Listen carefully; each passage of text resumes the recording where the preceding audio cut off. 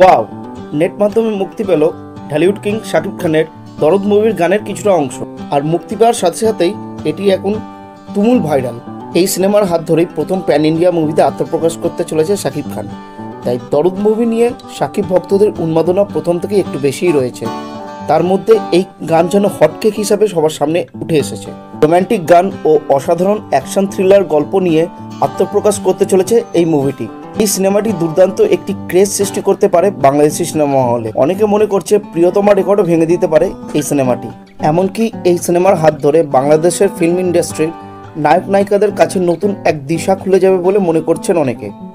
তো সাকিবিয়ানরা আপকামিং দরদ সিনেমা নিয়ে আপনাদের কি মতামত তা অবশ্যই এই ভিডিওতে এসে কমেন্টে জানান।